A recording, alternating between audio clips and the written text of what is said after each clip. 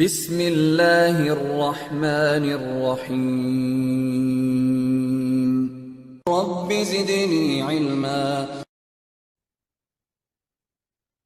إن الحمد لله نحمده ونستعينه ونستغفره ونؤمن به ونتوكل عليه ونعوذ بالله من شرور أنفسنا ومن سيئات أعمالنا من يهده الله فلا مضل له ومن يضلله فلا هادي له وأشهد أن لا إله إلا الله وحده لا شريك له وأشهد أن محمدا عبده ورسوله فإن خير الحديث كتاب الله وخير الهدي هدي محمد صلى الله عليه وسلم وشر الأمور محدثاتها وكل محدثة بدعة وكل بدعة ضلالة وكل ضلالة في النار. قال الله تبارك وتعالى في القرآن المجيد والفرقان الحميد بعد أن أقول أعوذ بالله السميع العليم من الشيطان الرجيم من حمزه ونفخه ونفسه. يا أيها الناس اتقوا ربكم الذي خلقكم من نفس واحدة وخلق منها زوجها وبث منهما رجالا كثيرا ونساء واتقوا الله الذي تساءلون به والأرحام إن الله كان عليكم رقيبا. يا أيها الذين آمنوا اتقوا الله حق تقاته ولا تموتن إلا وأنتم مسلمون. يا أيها الذين آمنوا اتقوا الله وقولوا قولا سديدا يصلح لكم أعمالكم ويغفر لكم ذنوبكم ومن يطع الله ورسوله فقد فاز فوزا عظيما. سبحانك لا علم لنا إلا ما علمتنا إنك أنت العليم الحكيم. رب اشرح لي صدري ويسر لي أمري واحلل عقدة من لساني يفقهوا قولي. أما بعد. الحمد لله خالق الوجود من العدم الذي علم بالقلم علم الإنسان ما لم يعلم والصلاة والسلام على سيد الأشرف الأنبياء المرسلين نبينا محمد وعلى آلہ وأصحابہ اجمعین. جیسا کہ آپ جانتے ہیں کہ ہم شیخ الاسلام محمد عبد الوہاب رحمہ اللہ کی سیرت پڑھ رہے تھے، تو اس میں ایک طالبہ نے، میں نے اسکرین شاٹ لے کر رکھا، جن کا نام تھا شیخ الفیہ اسرار حسین. تو انہوں نے ایک سوال کیا تھا، اور سوال یہ تھا کہ السلام علیکم ورحمۃ اللہ وبرکاتہ. شیخ میرے گھر میں سب بریلوی ہے اور وہ شیخ عبد الوہاب رحمہ اللہ پر بہت سے الزامات لگاتے ہیں. شیخ وہ حدیث جس میں محمد صلی اللہ علیہ وسلم نس سے نکلنے والے فتنے کے مطابق فرماتے ہیں، ان کا کہنا ہے کہ عبد الوہاب رحمۃ اللہ علیہ وہی فتنہ ہے. نعوذ باللہ. پہلی چیز تو یہ ہے کہ اس سوال کے اندر دو غلطیاں ہیں. پہلے تو وہ عبد الوہاب نہیں ہے، وہ محمد بن عبد الوہاب ہے. دوسرے یہ ہے کہ ہمیشہ آپ صلی اللہ علیہ وسلم کا نام نہیں لینا چاہیے، بلکہ یہ کہنا چاہیے کہ آپ صلی اللہ علیہ وسلم رحمت للعالمین، خاتم النبیین، ایسے جو ہے پیارے القابات سے جو ہے آپ صلی اللہ علیہ وسلم کا ذکر خیر کرنا چاہیے، نہ ہی نام لے کر. یہ مستشرقین کا طریقہ ہے، ہمارا طریقہ بالکل بھی ایسا نہیں ہے. ہم سے مراد اہل علم کا طریقہ بالکل بھی ایسا نہیں تھا. تو آئیے پہلے تو یہ دیکھتے ہیں آج کی مجلس میں، اور یہ ایک عام سا اعتراض ہے، بلکہ بہت سارے لوگ ہمیں یا بألفاظ دیگر اہل حدیث سے جتنے بھی لوگ منسلک ہے یا اپنے آپ کو جو بھی اہل حدیث یا سلفی کہتے ہیں، تو ایک طعنہ جو انہیں دیا جاتا ہے وہ یہی دیا جاتا ہے کہ وہ نجدی ہے. آج ہم انشاءاللہ، ظاہر سی بات ہے، مجھے لگتا نہیں کہ ہم 1 گھنٹے کی نشست میں تمام دلائل اور براہین نقل کریں گے اور یہ متعین کرنے کی کوشش کریں گے کہ آیا احادیث صحیحہ کے اندر جہاں پر نجد کا ذکر آیا ہے، نجد ہے کیا. دیکھیں عزیز طلبہ، ہم مختلف ناحیوں سے اس حدیث پر غور کرنے کی کوشش کریں گے تاکہ ایک نتیجے پر پہنچیں، اور کوشش کریں کہ آخر جو نجد کا ذکر آیا ہے، آخر وہ نجد ہے کیا. تو جیسا ہم نے ذکر کیا، پہلے تو ہم کوشش کریں گے کہ دیکھیں کہ نجد کا جو لفظ ہے وہ کیا ہے، یا لغت کے اندر اس کا معنی کیا ہے، اور عرب کے اندر کن کن ممالک کو یا کن کن سرزمینوں کو نجد کہا گیا. پھر قرن الشیطان، کہ شیطان کا سینگ وہاں سے ابھرے گا یا ظاہر ہوگا، اس سے مراد کیا ہے. پھر صحابہ رضوان اللہ تعالی مجمعین نے اس نجد سے مراد کیا سمجھا. پھر خود دیگر احادیث کے اندر نجد کی تفصیل آئی ہے یا نہیں. پھر تابعین نے نجد کے متعلق کیا سمجھا، اور پھر ائمہ اکرام نے، پھر جمہور اہل علم نے، یا بألفاظ دیگر محدثین نے، مؤرخین نے اس نجد سے کیا سمجھا. ہم اس پر غور کریں گے، اور یہ بھی ہم دیکھیں گے کہ کیا یہ حدیث شیخ الاسلام محمد الوہاب یعنی مصداق یا بألفاظ دیگر ان کے اوپر فٹ ہوتی ہے یا نہیں. یہ تمام مباحث ہم تفصیل سے دیکھیں گے، اور صرف اسی حدیث کو لے کر ہم بحث کرنے کی کوشش کریں گے. اللہ رب العزت سے دعا ہے ابتدا ہی میں کہ اللہ رب العزت ہمیں حق بات کہنے کی اور حق بات ہم سب کو سمجھنے کی اور ہدایت پر گامزن رہنے کی توفیق عطا فرمائے، آمین۔ میں بلا کسی تمہید کے قرآن مجید کی اس آیت سے اس بحث کو شروع کرنا چاہوں گا۔ اللہ رب العزت نے قرآن مجید کے اندر سورہ بقرہ کے اندر ارشاد فرمایا وَلَا تَلْبِسُوا الْحَقَّ بِالْبَاطِلِ وَتَكْتُمُونَ الْحَقَّ وَتَكْتُمُوا الْحَقَّ وَأَنْتُمْ تَعْلَمُونَ۔ اور حق اور باطل کے ساتھ اللہ رب العزت نے کیا کہا؟ حق اور باطل کے ساتھ خلط ملط نہ کرو، یعنی اس کو ملاؤ نہیں، یعنی اس کو مکس مت کرو۔ اور پھر اللہ رب العزت نے کیا کہا کہ اس کو جو ہے چھپاؤ نہیں، حق کو تم اس کو ظاہر کرو، یعنی حق کو چھپانا یہ ایک بڑا سنگین گناہ ہے، حالانکہ تم جانتے ہو وَأَنْتُمْ تَعْلَمُونَ کہ حق کیا ہے۔ تو حق کو چھپانا ساتھیو یہ کس کی صفت ہے؟ یہ یہودیوں کی صفت ہے، یہ منافقین کی صفت ہے، یہ زندیقوں کی صفت ہے، یہ اہل حق کی صفت بالکل بھی نہیں ہے۔ اب میں یہ بات کیوں کہہ رہا ہوں ساتھیوں؟ یہ بات سمجھنے کے لیے کہ بہت ساری جگہ اہل بدعات کی یہ صفت ہے کہ وہ دین کے اندر تحریف کرتے ہیں، نصوص کو بدلتے ہیں۔ اب ظاہر سی بات ہے میں یہاں پر تحریف کا معنی کیا ہے، تحریف کیسے ہوتا ہے وہ میں بیان نہیں کر سکتا، لیکن دو باتیں میں ضرور بیان کرنا چاہوں گا۔ پہلی بات تو یہ کہ آپ تاریخ اٹھا کر دیکھیں، اہل بدعات کی ہمیشہ سے یہ صفت رہی ہے کہ انہوں نے نصوص صریحہ یا وحی یا قرآن و حدیث کے اندر ہمیشہ تحریف سے کام لیا ہے۔ تحریف کا معنی کیا ہے؟ چاہے وہ تحریف معنوی ہو، چاہے وہ تحریف لفظی ہو۔ اگر آپ اٹھا کر دیکھیں، میں بس دو حوالے آپ کو دینا چاہوں گا، دو حوالے نہیں بلکہ یوں سمجھے دو سورسز میں آپ کو دینا چاہوں گا، اور طلباء کو یہ نصیحت کروں گا کہ ضرور آپ ان دو کتابوں کا مطالعہ کریں۔ ایک مفتی ابو عدنان منیر قمر کی ایک کتاب ہے دین میں تحریف تعصب کی وجہ سے جو ہوتا ہے، اور اسی طریقے سے تحریف کے اوپر ایک کتاب ہے ڈاکٹر عبداللہ دامنوی کی۔ اب یہ دونوں کتابیں پڑھیں، آپ کو بہت ساری تحریفات ملے گی جو اہل بدعات نے جو ہے احادیث کی کتابوں میں بلکہ قرآن مجید کی آیتوں میں تحریف کی ہے، بلکہ بعض جگہ تو تحریف لفظی کی ہے، بلکہ لفظ کو ہی بدل دیا ہے۔ چاہے مثال کے طور پر اگر میں کہوں، آپ مصنف عبد الرزاق کا آپ قصہ اٹھا کر دیکھ لیں جہاں پر حدیث کے اندر تحریف کی گئی، مسند حمیدی کو آپ اٹھا کر دیکھ لیں جہاں پر حدیث کے اندر تحریف کی گئی، سنن ابو داؤد کو آپ اٹھا کر دیکھ لیں جہاں پر تراویح کے مسئلے کو لے کر تحریف کی گئی، اسی طریقے سے آپ قرآن مجید کی آیت کو آپ اٹھا کر دیکھ لیں سورہ نساء کی اور دیگر آیتوں میں جہاں پر تحریف کی گئی۔ تحریف کس نے کی، کیوں کی، کیا اسباب تھے اور کیسے پتا چلا، یہ ایک الگ موضوع ہے کس کتاب میں کی۔ ظاہر سی بات ہے بڑے بڑے نام اس میں آ جائیں گے اور ظاہر سی بات ہے یہ میرا موضوع نہیں ہے، لیکن جو میں آپ کو بتانا چاہتا ہوں وہ یہ ہے کہ تحریف چاہے لفظی ہو یا معنوی ہو ہمیشہ سے اہل بدعت کی صفت رہی ہے، یہ ہمیشہ نصوص کے اندر تحریف کرتے رہے ہیں، لہٰذا یہ یہود کی صفت ہے اور اللہ رب العزت سے ہمیں ڈرنا چاہیے دین کے اندر تحریف کرنے سے۔ یہ تو پہلا نقطہ ہے ساتھیوں جو میں آپ کو سمجھانا چاہتا تھا۔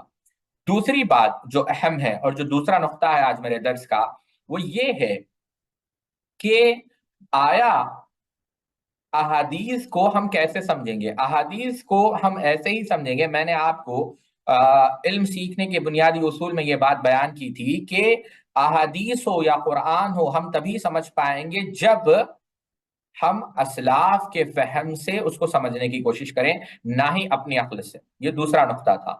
اب چلیں بلا کسی تمہید کے ہم یہ دیکھتے ہیں کہ آیا یہ کیا کہتے ہیں، یہ جو نجد کا جو سلسلہ ہے، کیا یہ سلسلہ یوں سمجھے آپ، پہلے ہم ان احادیث پر غور کرتے ہیں چلیں، کیونکہ بات طویل ہو جائے گی اور میں نہیں چاہتا کہ طویل ہو، لیکن بات سے بات مجھے یاد آ گئی اور سمجھانا مقصد یہ ہے ساتھیوں کہ بسا اوقات انسان تعصب کی وجہ سے اتنا گمراہ ہو جاتا ہے یا اتنا اندھا دھن، یعنی اس کو پتا بھی نہیں چلتا کہ وہ کس راستے پر چل پڑا ہے، کہ ان قریب وہ خود تو گمراہ ہوتا ہے لیکن لوگوں کو بھی وہ گمراہ کرنے لگتا ہے اور اسے پتا نہیں ہوتا کہ وہ کیا کر رہا ہے۔ میں ایک مثال آپ کو دے رہا ہوں، چند پچھلی صدی کی بات ہے، دیوبند کے ایک مشہور عالم دین گزرے ہیں جن کا نام تھا شیخ عبد الرحمن الفاضل الفیصل آبادی۔ شیخ عبد الرحمن الفاضل الفیصل آبادی یہ دیوبند کے بہت بڑے عالم دین تھے، بلکہ کم و بیش 20 سال آپ نے حدیث وہاں پر پڑھائی، بلکہ احناف کے مدارس میں آپ کافی معناز عالم دین تھے، بلکہ اس وقت کے جو شیخ الاسلام تھے علامہ انور شاہ کے جو شاگرد تھے شیخ الاسلام شبیر احمد عثمانی، ان کے شاگرد تھے یہ شیخ عبد الرحمن شیخ عبد الرحمن الفاضل فیصل آبادی، وہ خود اپنا واقعہ بیان کرتے ہیں کہ میں جب درس دینے لگا، اور ایک دفعہ ایسا ہوا کہ ہمارے آس پاس کے علاقے میں اہل حدیث کے دو معروف علماء، ایک تھے رئیس المناظرین احمد الدین گکڑوی رحمۃ اللہ علیہ، اور دوسرے تھے شیخ عبد القادر روبڑی رحمۃ اللہ علیہ. یہ دونوں آئے اور انہوں نے تراویح کے موضوع پر کافی سارا جو ہے یوں سمجھے آپ مناظرے کی دعوت دی. یہ کہا کہ اللہ کے رسول صلی اللہ علیہ وسلم سے 20 رکعت تراویح ثابت نہیں. اب ظاہر سی بات ہے یہاں پر یہ میرا موضوع نہیں کہ 8 ہے یا 20 ہے، وہ ایک الگ موضوع ہے. لیکن اس وقت شیخ عبد الرحمن جو دیوبندی تھے، ان کے طلبہ ان کے پاس آئے اور کہا کہ آپ مناظرے کی دعوت قبول کریں، ہم مناظرہ کریں گے. تو شیخ عبد الرحمن رحمہ اللہ کافی سنجیدہ عالم تھے. انہوں نے کہا کہ دیکھو، دین کے اندر مناظرے سے مسائل حل نہیں ہوتے. میں ایک مختصر رسالہ لکھتا ہوں، یعنی حدیث کی کتاب میں لکھتا ہوں. وہ خود کہتے ہیں، اپنا سلسلہ بیان کرتے ہیں کہ جب میں دیوبند میں پڑھتا تھا تو ظاہر سی بات ہے کہ ایک سال کے اندر درس نظامی کا جو نصاب تھا وہ پڑھایا جاتا تھا، اور احادیث کے اندر کئی سارے مسائل ایسے لگتے تھے کہ جو ہمارے مذہب کے خلاف ہے، تو میں سمجھ نہیں پاتا تھا. ہمارے اساتذہ اس کے اندر تطبیق دینے کی کوشش کرتے تھے، سمجھانے کی کوشش کرتے تھے، لیکن دل ہمیشہ سے ہی میرا مطمئن نہیں تھا.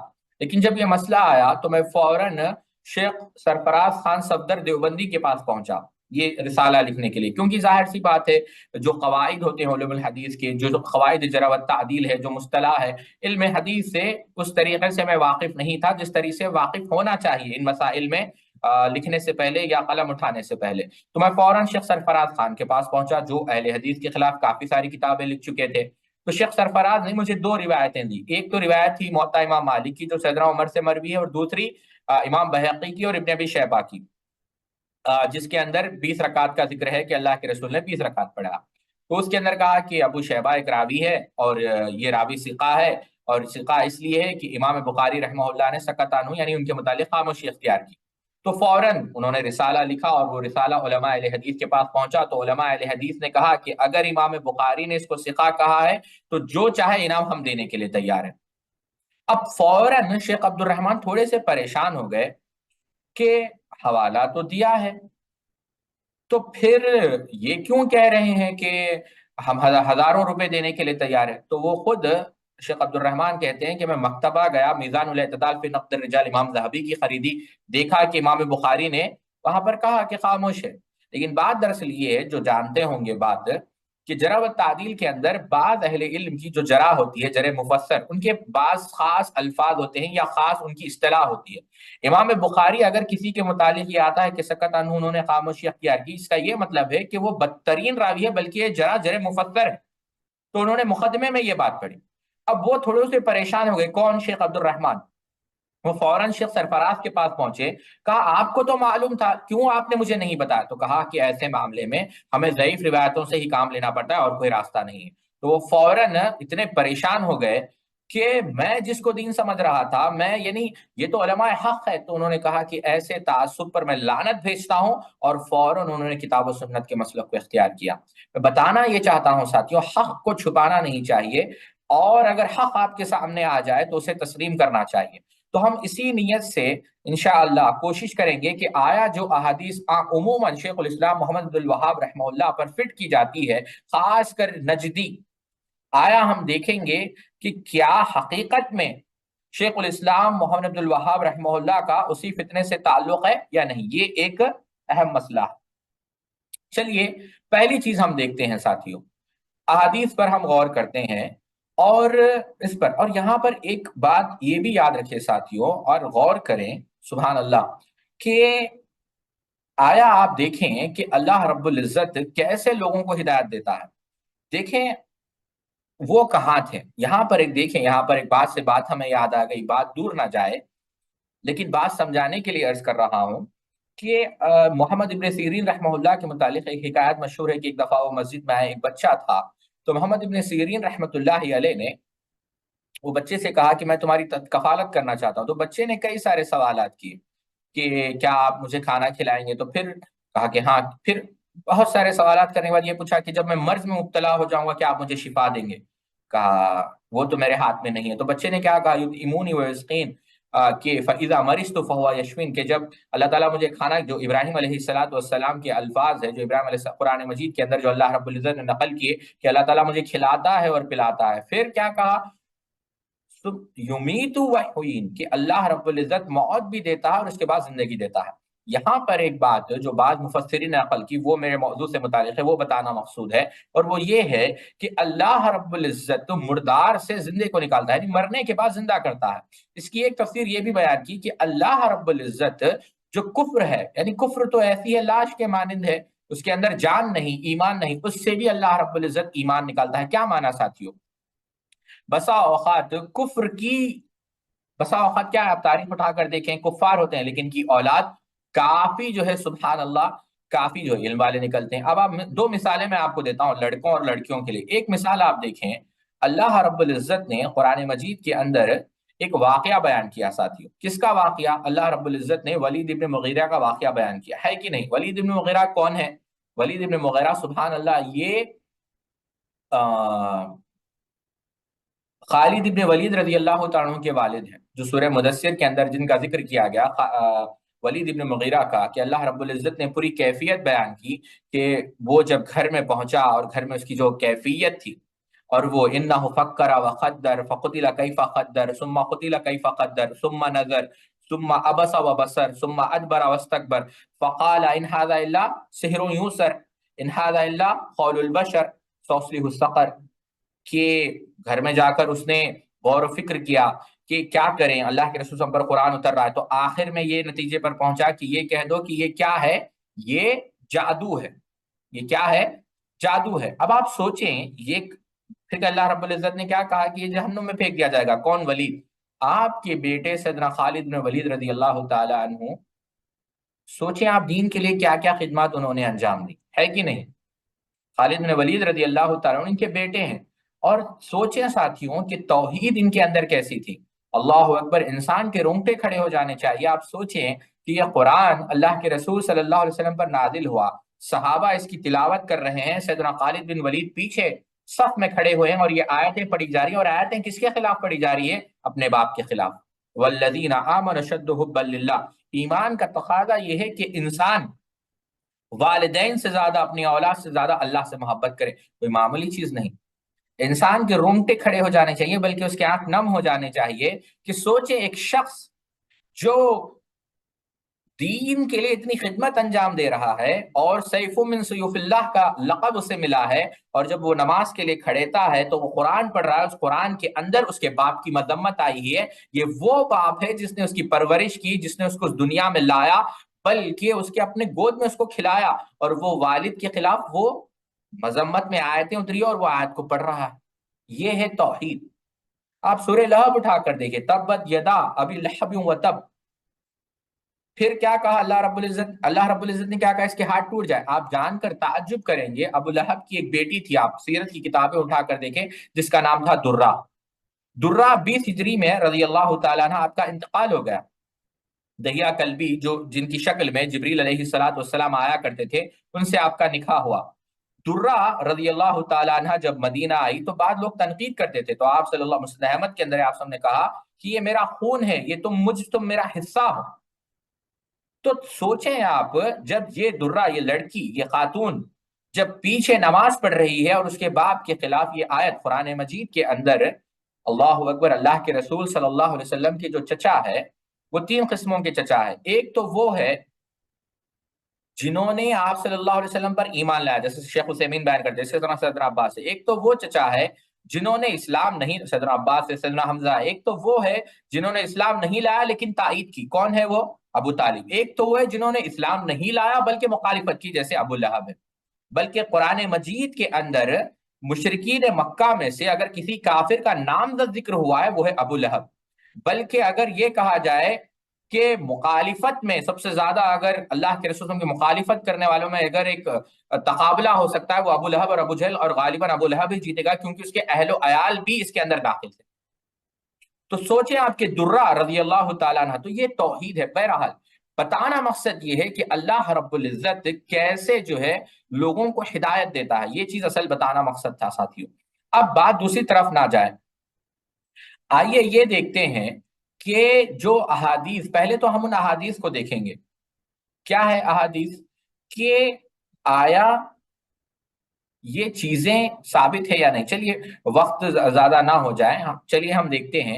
امام بخاری رحمہ اللہ اپنی صحیح کے اندر نقل کرتے ہیں، عبداللہ ابن عمر رضی اللہ عنہ روایت کرتے ہیں کہ اللہ کے رسول صلی اللہ علیہ وسلم نے فرمایا اللہم بارک لنا فی شامنا، اللہم بارک لنا فی یمننا، قالوا یا رسول اللہ وفی نجدنا، قال اللہم بارک لنا فی شامنا، اللہم بارک لنا فی یمننا، قالوا یا رسول اللہ وفی نجدنا وفی نجدنا، فاظنه قال فی الثلاثہ، یعنی تیسری دفعہ یہ جب ہوا، کہا ہناک الزلازل والفتن وبها يتلو قرن الشیطان، اے اللہ ہمارے لیے شام کو بابرکت بنا دے، اے اللہ ہمارے لیے یمن کو بابرکت بنا دے۔ یہ دو دعائیں کی، تو اس وقت بعد لوگوں نے، صحابہ نے کہا نجد کے لیے دعا کر دے، تو پھر اللہ کے رسول نے یہی دعا کی، پھر صحابہ نے عرض کیا اللہ کے رسول نجد بھی، تو یہ تیسری دفعہ جب ہوا تو اللہ کے رسول نے کہا وہاں تو زلزلے اور فتنے ہوں گے، وہاں تو زلزلے فتنے ہوں گے اور شیطان کا سینگ بھی وہیں سے طلوع ہوگا۔ یہ مسند احمد کے اندر بھی ہے، صحیح بخاری کے اندر بھی ہے، سنن ترمذی کے اندر۔ پھر ایک اور روایت ہے جو جو صحیح بخاری کے اندر ہے، انہ سمع رسول اللہ صلی اللہ علیہ وسلم وہ مستقبل المشرق، کہ عبداللہ ابن عمر رضی اللہ عنہ کہتے ہیں کہ اللہ کے رسول صلی اللہ علیہ وسلم سے میں نے سنا آپ مشرق کی طرف رخ کیے ہوئے تھے، مشرق کہتے ہیں ایسٹ کو، اور آپ نے کیا فرمایا الا انہ الفتنۃ ہا ہونا، فتنۃ ہا ہونا، کہ فتنہ جو ہے یہاں سے رونما ہوگا، من حیث یطلع قرن الشیطان، اور یہیں سے شیطان کا سنگ طلوع ہوگا، یہ بھی صحیح بخاری میں ہے۔ اب پھر اور ایک روایت جو صحیح بخاری کے اندر ہے، سیدنا ابن عمر رضی اللہ عنہ سے روایت ہے انہ قام الی جنب المنبری، کہ اللہ کے رسول صلی اللہ علیہ وسلم ممبر کی ایک جانب کھڑے اور فرمایا الفتنۃ ہا ہونا، الفتنۃ ہا ہونا من حیث یطلع قرن الشیطان، کہ یہ فتنہ آپ صلی اللہ علیہ وسلم نے کیا کہا کہ فتنہ یہیں سے ابھرے گا، فتنہ یہیں سے ابھرے گا اور یہیں سے شیطان کا سینگ طلوع ہوگا، یہ بھی صحیح بخاری میں ہے۔ پھر ایک صحیح مسلم کے الفاظ یہ ہے کہ ان رسول اللہ صلی اللہ علیہ وسلم قال وهو مستقبل المشرق ہا ان الفتنۃ ہا ہونا، ان الفتنۃ ہا ہوا، ان الفتنۃ ہا ہونا من حیث یطلع قرن الشیطان، کہ مشرق کی طرف رخ کیے ہوئے خبردار فتنے یہاں سے رونما ہوں گے اور شیطان کا سنگ بھی یہیں سے طلوع ہوگا۔ اب دیکھیں کتنی باتیں ہو گئی۔ یہ اور ایک حدیث ہے جس کو امام مالک رحمہ اللہ نے موطا کے اندر نقل کیا، جو بھی اسی سے ہے۔ اب یہاں پر ایک بات آپ کو جو سمجھ میں آئی ساتھیوں، جو مسند احمد کے اندر بھی اسی قسم کی حدیث ہے، بلکہ ایک حدیث جو صحیح بخاری کے اندر ہے اور جس کے راوی سیدنا ابو ہریرہ رضی اللہ تعالیٰ عنہ ہے، کہ اللہ کے رسول صلی اللہ علیہ وسلم نے کہا رأس الکفر نحو المشرقی، کہ کفر کا منبع مشرق کی جانب ہے۔ اب یہ ان احادیثوں سے یہ بات سمجھ میں آئی، پہلی چیز کہ اللہ کے رسول صلی اللہ علیہ وسلم نے نجد کے لیے دعا نہیں کی۔ دوسری چیز جو ہمیں سمجھ میں آئی، اللہ کے رسول صلی اللہ علیہ وسلم نے یمن اور شام کے لیے دعا کی۔ تیسری چیز یہ سمجھ میں آئی کہ اللہ کے رسول صلی اللہ علیہ وسلم نے مشرق کی طرف اشارہ کیا۔ اور چوتھی چیز اللہ کے رسول صلی اللہ علیہ وسلم نے یہ کہا کہ مشرق اور نجد، یعنی جو نجد مشرق کے اندر ہے اس کے ہاں فتنے ہوں گے، زلزلے ہوں گے، وہ کفر کا منبع ہوگا اور شیطان کا سنگ وہاں سے طلوع ہوگا۔ یہ چیزیں اللہ کے رسول صلی اللہ علیہ وسلم نے بیان کی۔ تو جیسا ہم نے سمجھا کہ پہلے تو ہم حدیث پر غور کریں گے اور مختصر پہلی بات تو یہ سمجھنے کی کوشش کریں گے کہ نجد ہے کیا، ٹھیک ہے؟ چلیے اگر ان احادیث پر غور کیا جائے تو پہلی چیز تو نجد اس زمین کو کہتے ہیں جو ابھری ہوئی ہو، یعنی ایلیویٹڈ لینڈ جو ہوتی ہے اسے کہتے ہیں نجد، اور نجد کافی سارے ہیں۔ علامہ زبیدی رحمہ اللہ نے تاج العروض کے اندر اور علامہ حمومی رحمہ اللہ نے معجم البلدان کے اندر 12 نجد بیان کیے ہیں۔ ایک ہے نجد یمن، ایک ہے نجد عراق، نجد حجاز، نجد قل، نجد الشاری، نجد آزار، نجد آقاب، نجد کبکب، نجد مری، نجد الواز، نجد آجا، نجد برف، یہ 12 نجد ہیں۔ بلکہ کئی سارے نجد سعودی عرب جو جزیرۃ العرب ہے وہ موجود ہے، جو سی لیول سے کم 600 سے 1500 میٹر کے اوپر ہے، یعنی جو سی لیول ہوتا ہے اس کے 600 سے 1500 میٹر کے اوپر زمین ہے، اسے نجد کہتے ہیں۔ مثال کے طور پر آپ ریاض کو لے لیں، قصیم، انیزہ، بریدہ، خرج، یہ کیا ہے؟ نجد ہے۔ یمامہ جو نجد کا سینٹرل حصہ ہے، یا یوں سمجھے جو مرکز ہے، جہاں پر ریاض بھی ہے، قرض بھی ہے، یہ تاریخ میں یہ یمامہ کہا جاتا تھا، یہ بھی کیا ہے؟ نجد ہے۔ پھر ہے کہ مدینہ الریاض جو سٹی آف گارڈنز بھی کہلاتا ہے۔ بنو حنیفہ یہ جو یمامہ کا ایک اہم قبیلہ تھا، جنہوں نے اللہ کے رسول صلی اللہ علیہ وسلم کے دور میں اسلام قبول کیا۔ اب دریا جو شیخ الاسلام محمد الوہاب، بلکہ یہ وہی دریا، یہ وہی گاؤں ہے جو ریاض کے آؤٹسکرٹس پہ ہیں، یعنی شہر کے خاتمے پر۔ محمد ابن سعود جو ہے اسی قبیلے کے تھے، اور محمد عبد الوہاب نے بہرحال ایک جو تاریخ گزری ہے۔ اب یہ بہت سارے نجد ہیں۔ اب یہاں پر ایک چیز باقی ابھی بھی رہ جاتی ہے کہ آیا کیا نجد لفظ اتنا ہی برا ہے؟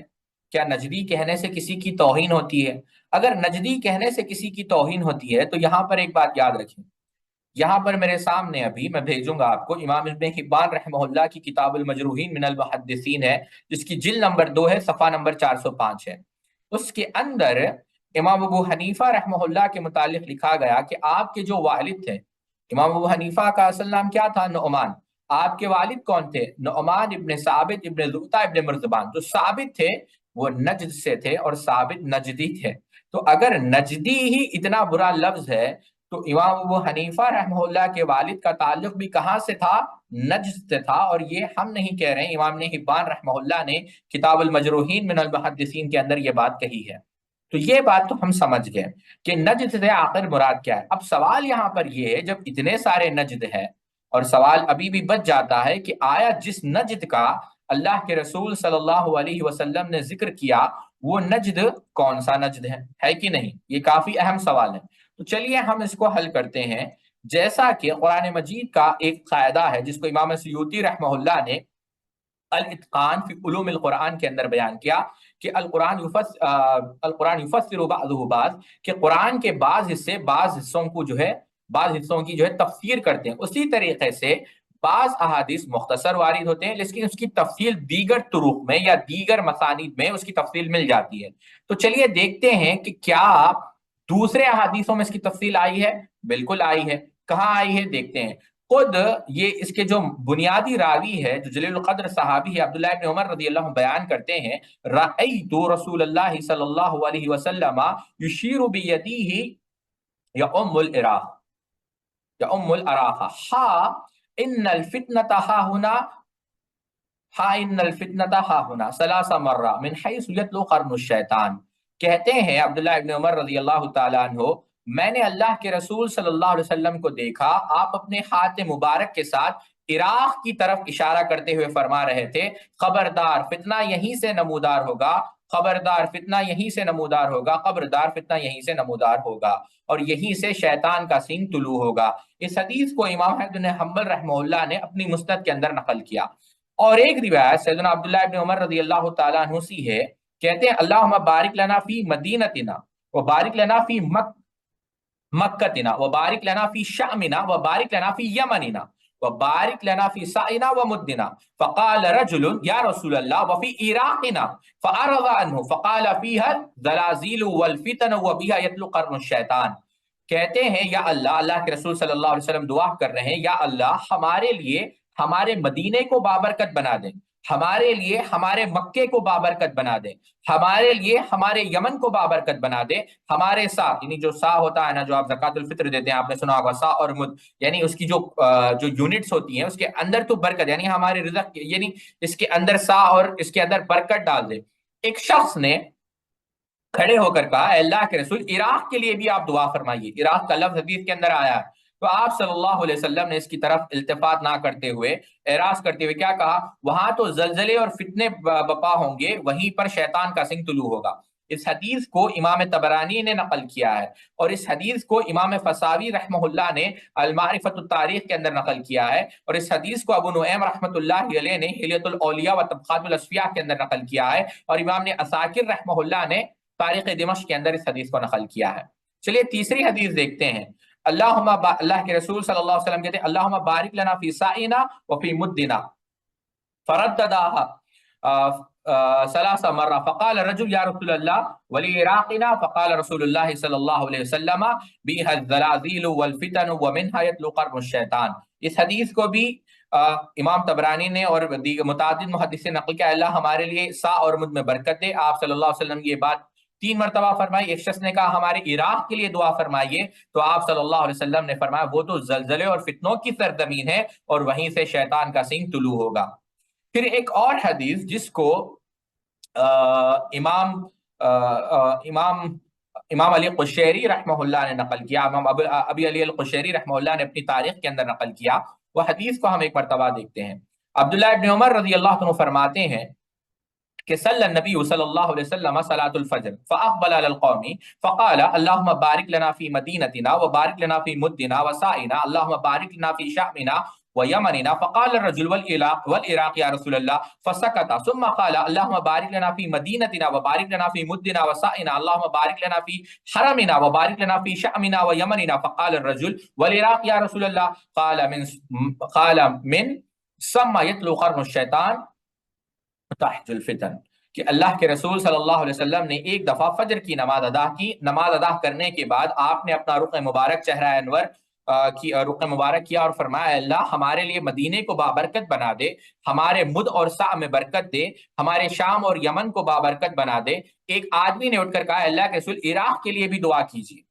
تو آپ صلی اللہ علیہ وسلم خاموش ہو گئے اور فرمایا اے اللہ ہمارے لیے ہمارے مدینے کو بابرکت بنا دے, ہمارے مد اور سا میں برکت دے, اور اے اللہ ہمارے حرم کو برکت والا بنا اور شام اور یمن کو بھی بابرکت بنا. آدمی نے پھر کہا اے اللہ کے رسول عراق کے لیے بھی دعا کیجیے. تو آپ صلی اللہ علیہ وسلم نے فرمایا وہاں تو شیطان کا سنگ طلوع ہوگا اور فتنے رونما ہوں گے. اب آپ دیکھیں یہ تمام احادیث کیا ہیں, واضح ہیں.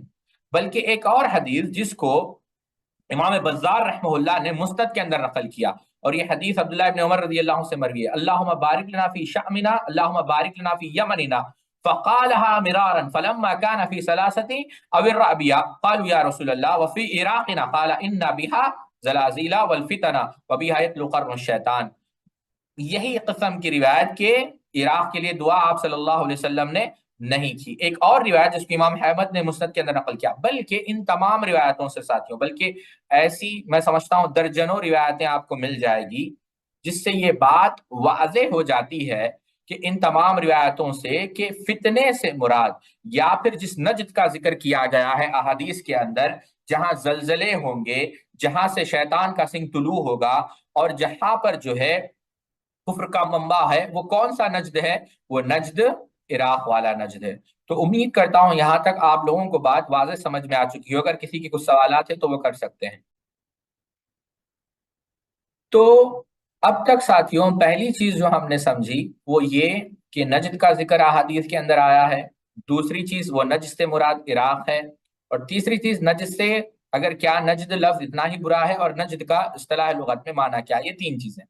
آئیے چوتھی چیز یہ دیکھتے ہیں کہ صحابہ رضوان اللہ تعالی مجمعین کا تعلق, یا بالفاظ دیگر صحابہ رضوان اللہ تعالی مجمعین عراق سے متعلق ان کے کیا خیالات تھے, یا عراق کے متعلق وہ کیا سمجھتے تھے یہ چیز, یا اہل عراق کا ان کے ساتھ کیسا سلوک رہا ہے, یہ ہم دیکھیں گے.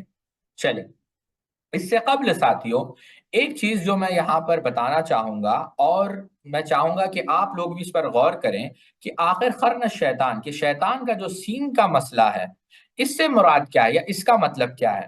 فتنے آپ سمجھ گئے, زلزلہ آپ سمجھ گئے, لیکن جو قرن شیطان ہے کہ شیطان کا سینگ نکلے گا, تو اس سے مراد کیا ہے یہ تھوڑا سا ہم سمجھنے کی کوشش کریں گے تاکہ ہم آگے نہ چلے جائیں.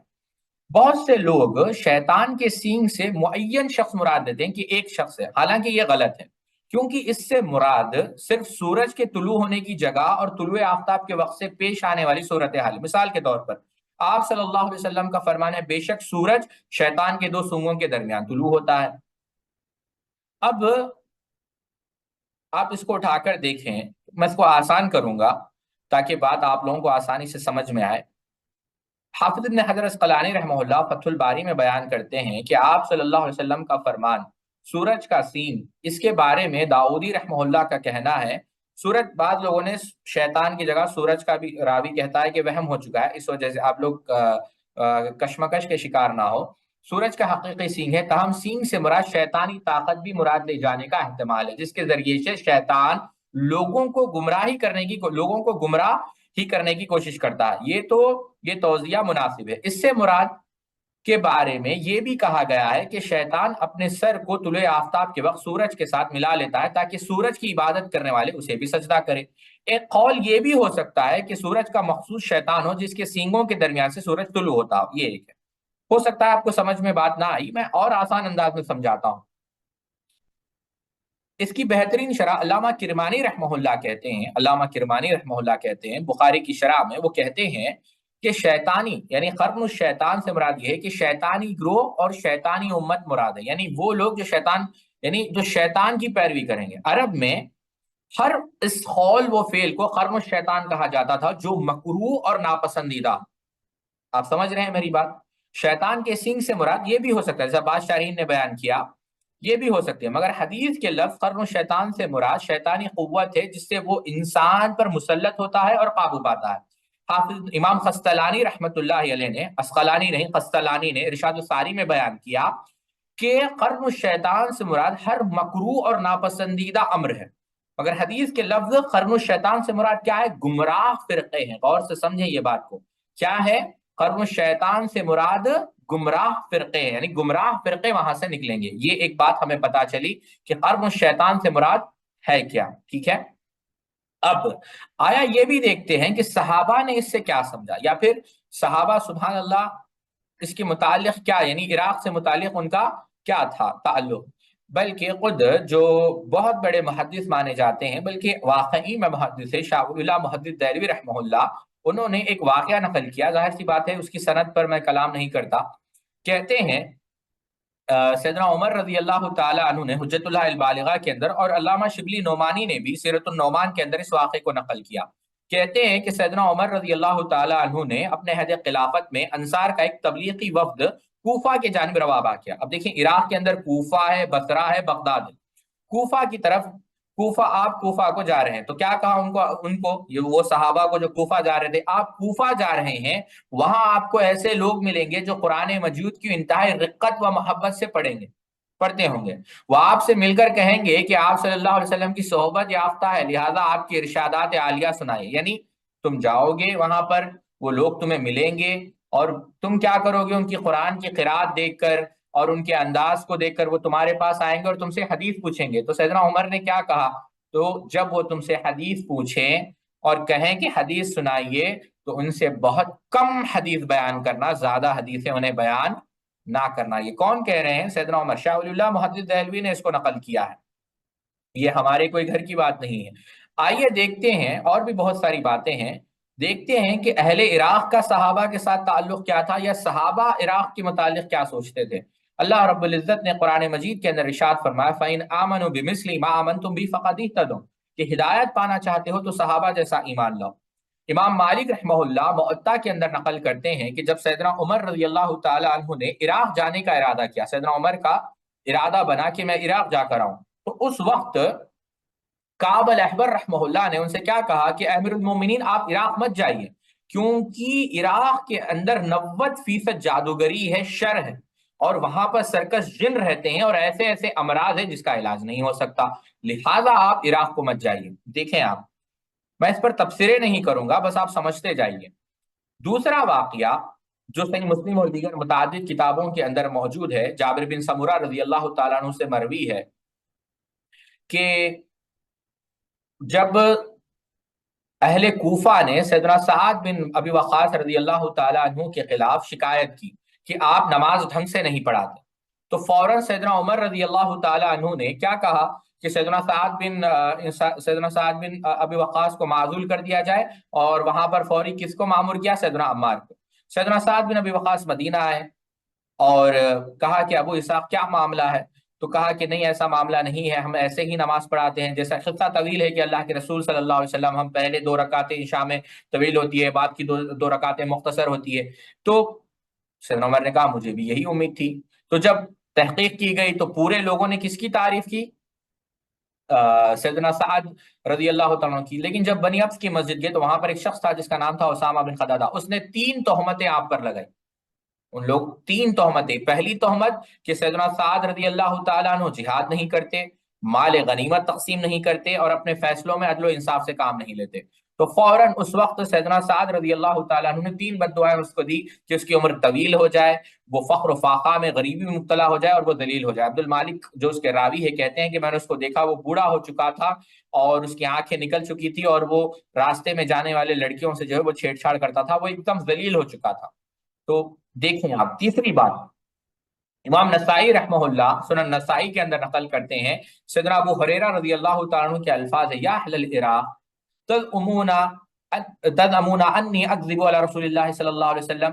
کہتے ہیں سیدنا ابو ہریرہ رضی اللہ تعالیٰ عنہ کہ اہل عراق، تم مجھ پر الزام لگا رہے ہو کہ میں اللہ کے رسول صلی اللہ علیہ وسلم پر جھوٹ بولتا ہوں، حالانکہ میں اللہ کے رسول صلی اللہ علیہ وسلم پر جھوٹ، اللہ کے رسول صلی اللہ علیہ وسلم پر جھوٹ نہیں بولتا. ٹھیک ہے. اب آپ دیکھیں اہل عراق نے کس پر جھوٹ کی تہمت لگائی، غور سے سمجھے میری بات کو، کس پر جھوٹ کی تہمت لگائی؟ سیدنا ابو ہریرہ رضی اللہ تعالیٰ عنہ پر. چلے چوتھی مثال، سیدنا امام بخاری رحمہ اللہ اپنی صحیح کے اندر نقل کرتے ہیں، کہتے ہیں حدثنا قتیبہ بن سعید حدثنا سفیان بن اسماعیل عن قیس قال سمعت سعید بن زید بن عمرو بن نفیل فی المسجد الکوفہ، فی مسجد الکوفہ یقول واللہ لقد رأیتونی وانی عمر لموثقی علی الاسلام قبل ان یسلم عمر ولو ان حدا ارفض للذی صنعتم بعثمان لکان. اللہ اکبر. کہتے ہیں سعید ابن زید رضی اللہ تعالی عنہ کہ ایک وقت تھا، یعنی وہ کہاں تھے؟ وہ مسجد کوفہ میں تھے. کہاں تھے؟ مسجد کوفہ میں وہ بیٹھے ہوئے تھے، اور اب آپ کلام کر رہے ہیں، غور کریں اس بات کو، مسجد کوفہ میں. اور وہ کیا کہتے ہیں؟ وہ کہتے ہیں کہ ایک وقت تھا جب سیدنا عمر نے اسلام لانے سے پہلے مجھ سے اس وجہ سے باندھ رکھا تھا کہ میں نے اسلام کیوں قبول کیا، یعنی اسلام لانے سے پہلے وہ میرے خلاف تھے، لیکن تم اسلام لانے، کیونکہ جب سیدنا عمر رضی اللہ تعالیٰ نے اسلام نہیں لایا اس کے بعد، لیکن میں نے اسلام کیوں قبول کیا، لیکن تم لوگوں نے سیدنا عثمان کے ساتھ جو کچھ کیا ہے اس کی وجہ سے اگر احد پہاڑ بھی اپنی جگہ سے سرک جائے، وہاں سے اکھڑ جائے، لرز جائے، تو اسے ایسا کرنا ہی چاہیے. اب اس کا مطلب کیا ہے ساتھیوں، ذرا میں آپ کو سمجھا دیتا ہوں. کہتے ہیں کہ سیدنا عمر وہ ناراض تھے جب میں اسلام لایا، کیوں سیدنا عمر نے بھی اسلام نہیں لایا. ایسی حالت تھی، یعنی اس کے بعد، یعنی یہ حالت تھی کہ میرے بھائی خود یا میرے بہنوں ہی خود میرے خلاف ہو گئے تھے، یا بالفاظ دیگر سیدنا عمر میرے خلاف تھے، لیکن ہم اسلام لائے. لیکن تم لوگوں نے اسلام لانے کے بعد ایک ایسا کام کیا، یعنی اسلام غالب ہو گیا، اس کے بعد ہم، یعنی یوں سمجھے آپ، تفصیل میں نہیں جانا چاہوں گا کیونکہ میں موضوع سے ہٹ جاؤں گا، میں اس بات کو کاٹتا ہوں، جو اصل موضوع ہے میں وہ اس کی طرف اشارہ کروں گا، کیونکہ یہ جو ٹکڑا ہے شارحین نے بڑی لطیف باتیں بیان کی، لیکن وہ میرا مقصد نہیں ہے. دیکھیں اصل چیز دیکھیں اس میں کہ سعید ابن زید ابن عمرو ابن نفیل رضی اللہ تعالیٰ عنہ مسجد کوفہ میں بیٹھے ہوئے ہیں، اور اہل کوفہ سے مخاطب کرتے ہوئے کیا کہہ رہے ہیں کہ تم لوگوں نے سیدنا عثمان کے ساتھ جو کچھ کیا ہے اس کی وجہ سے اگر احد پہاڑ بھی اپنی جگہ سے سرک جائے تو اسے ایسا کرنا ہی چاہیے. یعنی تم نے جو ظلم سیدنا عثمان رضی اللہ تعالیٰ پر کیا ہے، جو تمہاری وجہ سے سیدنا عثمان رضی اللہ عنہ کی شہادت ہوئی ہے. اور آپ جان کر تعجب کریں گے، جو فتنوں کا حدیث میں ذکر آتا ہے، اللہ بن عبد البر رحمہ اللہ الاستذکار کے اندر نقل کرتے ہیں کہ سب سے بڑا فتنہ جو اس امت میں ہوا ہے اللہ کے رسول صلی اللہ علیہ وسلم کی وفات کے بعد، وہ تھا سیدنا عثمان ابن عفان رضی اللہ عنہ کا قتل، سیدنا عثمان ابن عفان کی شہادت. اور یہاں پر سعید ابن زید کس کو قرار دے رہے ہیں اس کے ذمہ دار؟ اہل کوفہ کو، کہ تمہاری وجہ سے جو ہے سیدنا عثمان ابن عفان رضی اللہ تعالیٰ عنہ کو جو ہے شہید کیا گیا. یہ بات آپ سمجھ گئے؟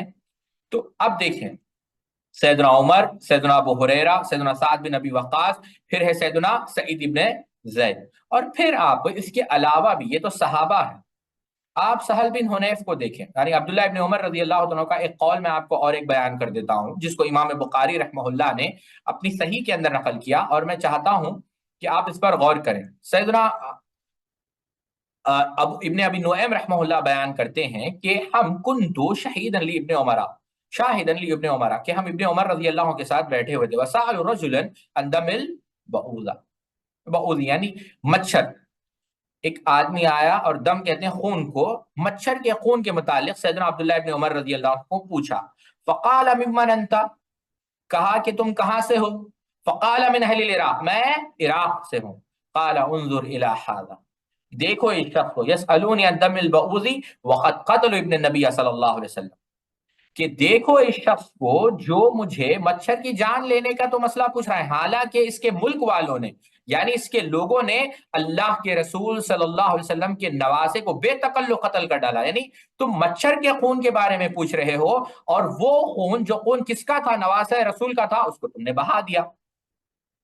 اچھا، امام بخاری رحمہ اللہ ایک اور روایت نقل کرتے ہیں، کہتے ہیں یسیر ابن عمرو رحمہ اللہ کہتے ہیں قال قلت لسهل بن حنیف هل سمعت النبي صلی اللہ علیہ وسلم يقول في القوارض شيئا، کہتے ہیں کہ اے سہل ابن حنیف جو صحابی رسول تھے، کیا آپ نے قوارض کے متعلق کوئی چیز اللہ کے رسول صلی اللہ علیہ وسلم سے سنی ہے؟ تو اب غور سے سنیں، سہل ابن حنیف رضی اللہ عنہ کیا کہتے ہیں؟ کہتے ہیں یقول وهو بيده قبل العراق يخرج منه قوم يقرؤون القرآن لا يجاوز تراقيهم یمرقون من الاسلام مرق السحم من الرمیہ، کہتے ہیں کہ ہاں میں نے اللہ کے رسول صلی اللہ علیہ وسلم سے رمیتی، کہتے ہیں کہ میں نے اللہ کے رسول صلی اللہ علیہ وسلم کو کہتے ہوئے سنا ہے، اور آپ نے عراق کی طرف ہاتھ سے اشارہ فرمایا تھا کہ ادھر سے ایک جماعت نکلے گی، یہ لوگ قرآن مجید پڑھیں گے لیکن قرآن مجید ان کے حلقوں سے نیچے نہیں اترے گا، وہ اسلام سے اس طرح باہر ہو جائیں گے جیسے تیر شکار کے جانور سے باہر نکل جاتا ہے۔ اب اس حدیث سے بھی کیا بات پتا چلی ساتھیوں؟ اس حدیث سے بھی یہ بات پتا چلی کہ اب صحابہ پر جب آپ غور کریں گے تو اہل عراق، اب اس سے کیا بات پتا چلی کہ خوارج کہاں سے نکلے ہیں؟ عراق سے۔ یہاں پر میں ایک بات تھوڑا ٹھہر کر بتانا چاہوں گا، اور یہ اقتباس میں نقل کرنا چاہوں گا سید سلیمان ندوی رحمۃ اللہ علیہ کا۔ سید سلیمان ندوی معروف مؤرخ ہیں، لیکن اس سے قبل یہ بھی دیکھتے ہیں کہ اہل بیت کے متعلق ان کا حال کیا تھا، یا اہل بیت کے ساتھ ان کا تعلق کیا تھا، وہ بھی ایک مرتبہ ہم دیکھ لیتے ہیں تاکہ بات اور واضح ہو جائے، ٹھیک ہے؟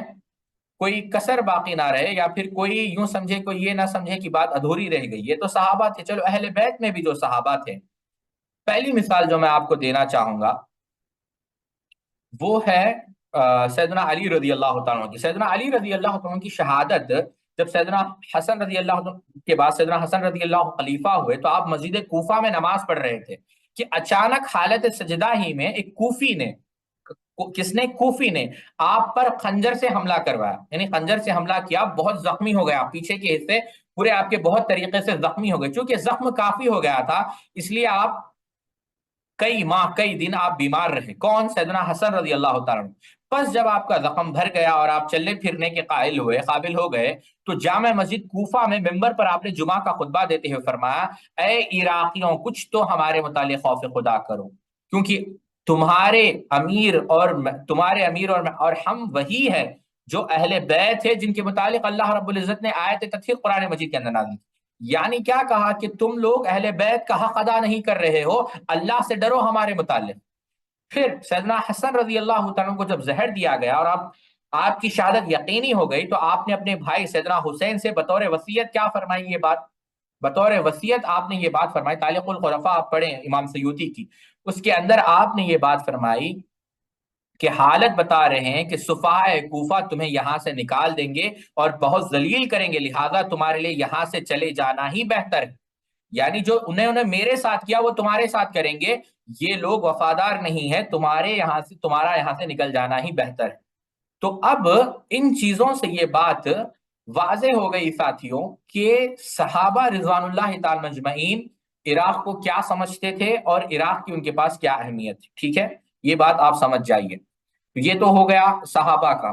اب آپ دیکھتے ہیں کہ کیا آیا واقعی میں فتنے یہاں سے آئے ہیں؟ تو اس کے متعلق میں کچھ نہیں کہوں گا، ایک بہت بڑے محدث ہیں، جو محدث تو نہیں کہوں گا میں، غلط الفاظ میں نے استعمال کر دیے، جو مؤرخ ہے سید سلیمان ندوی رحمہ اللہ، انہوں نے کیا کہا، ان کی ایک کتاب ہے سیرت النبی، اور اس کے اندر وہ لکھتے ہیں، اب یہاں پر میرے الفاظ نہیں ہیں، سید سلیمان ندوی کے الفاظ ہیں، وہ کہتے ہیں مستند اور معتبر حدیثوں میں پوری تشریح کے ساتھ بروایت کثیرہ مذکور ہے کہ اسلام میں فتنوں کا آغاز مشرق کی طرف سے ہوگا، اور آپ نے انگلی سے اشارہ کر کے بار بار فرمایا ادھر سے شیطان کی سینگیں یعنی سورج کی کرنیں نکلتی ہے۔ بہرحال یہ اشارہ عرب مدینہ منورہ سے مشرق کی جانب تھا، یعنی عراق کی طرف، اب دیکھو، یہ سید سلیمان ندوی کے الفاظ ہے، دیکھو حضرت عمر کا قتل کرنے والا کون تھا؟ ابو لیلو فیروز عراقی تھا۔ حضرت عثمان کا فتنہ عراقی سے اٹھ کر مصر تک پھیلا۔ جنگ جمل کی جنگ اسی سرزمین عراق پر ہوئی، حضرت علی یہیں شہید ہوئے۔ امیر معاویہ اور حضرت علی کی جنگ صفین یہی عراق میں پیش آئی۔ خوارج جو اسلام کا پہلا گمراہ کن فرقہ ہے یہی کوفہ سے نکلا۔ جبریہ قدریہ وغیرہ بھی عراق سے نکلے۔ اسلام کے دیگر تمام فرقوں کی یہ سب بدعتیں جنہوں نے اسلامی عقائد کی سادگی کو پارا پارا کر دیا، یہی عراق سے پیدا ہوئے۔ پھر جو گوشہ رسول اور قانواد نبوت کا قافلہ یہیں فرات کے کنارے لوٹانی اہل بیت۔ پھر اس کے بعد ثقفی نے یہیں سے نبوت کا دعویٰ کیا، عراق سے پیدا کیا۔ شیعہ جس نے اسلام کو 2 حصوں میں تقسیم کیا، یہی عراق کی پیداوار ہے۔ اور اسی طریقے سے حجاج کا جو ظلم ہوا عراق، ترکی اور تاتار کی غارت گیریوں کے نتائج جنہوں نے اسلام کی رہی صحیح طاقت اور خلافت عربی کو تاتار کر دیا، عراق سے رونما ہوئے۔ حتیٰ کہ جنگ عظیم اول بھی واحد اسلامی طاقت کے ساتھ یہ پوری چیزیں جو فتنے ہوئے ہیں یہ کہاں سے ہوئے ہیں؟ سید سلیمان ندوی نے بڑی لمبی فہرست باندھی ہے، اور میں سمجھتا ہوں کہ وہ فہرست کافی ہے۔ جنگ جمل کا ذکر کیا، صفین کا ذکر کیا، خوارج کا ذکر کیا، روافض کا ذکر کیا، جبریہ قدریہ، پھر کربلا کا جو حادثہ ہوا، بلکہ حادثہ تو نہیں جو ایک ظلم ہوا اہل بیت پر، تو یہ تمام چیزیں اس بات پر دلیل ہے کہ فتنے کہاں سے رونما ہوئے؟ فتنے جو ہے عراق سے رونما ہوئے۔ ٹھیک ہے، تو یہ بات ہمیں احادیث سے یہ پہلی بات ثابت ہو گئی کہ نجس سے مراد کیا ہے؟ عراق ہے۔ دوسری بات جو یہ ثابت ہوئی کہ صحابہ کا تعلق کیا، صحابہ کیا سوچتے تھے، اور تیسری بات تاریخ خود اس بات کی گواہ ہے۔ تو یہاں پر میں اپنی بات کو روکتا ہوں کیونکہ اور بھی ساری باتیں ہیں، کل انشاءاللہ ہم یہ بھی دیکھیں گے۔ ابھی بات ختم نہیں ہوئی ہے ساتھیوں، ابھی تو شروع ہوئی ہے بات، یہ تو تمہید تھی، ابھی تو جواب میں نے دیا ہی نہیں، اصل جواب تو ابھی باقی ہے۔ ہم یہ بھی دیکھیں گے کہ آیا اہل علم محدثین نے اس حدیث کے بارے میں کیا کہا، پہلی چیز۔ دوسری چیز یہ دیکھیں گے کہ بنو تمیم کی فضیلت کے متعلق کتنے احادیث ہیں۔ شیخ عبدالعزیز ابن عبداللہ ابن محمد الفری نے ایک کتاب لکھی ہے مستقل بنو تمیم کی فضیلت پہ، کم و بیش 160 صفحات پر ہے، انشاءاللہ ہم وہ بھی دیکھیں گے۔ پھر تیسری چیز آیا ہم یہ بھی دیکھیں گے کہ نجد کیا پورے لوگ عراق کو ہم پورے عراقی غلط ہے، نعوذ باللہ من ذالک، کیا حدیث کا یہ معنی ہے؟ ان احادیث کو محدثین نے کیسا سمجھا، ان احادیث کا مفہوم کیا ہے؟ جو متن سے یہ مسائل استخراج استنباط کر رہے ہیں یہ لوگ، آیا یہ درست ہے یا نہیں؟ تو یہ بھی چیزیں ہم انشاءاللہ دیکھیں گے کیونکہ وقت ہو چکا ہے۔ کل کی مجلس میں ہم انشاءاللہ اس کو تفصیل سے رکھیں گے۔ اللہ رب العزت سے دعا ہے اللہ رب العزت ہمیں حق بات کہنے کی اور حق بات پر عمل کرنے کی توفیق عطا فرمائے۔ سبحانک اللہم و بحمدک، اشہد ان لا الہ الا انت، استغفرک و اتوب الیک۔ السلام علیکم ورحمۃ اللہ وبرکاتہ۔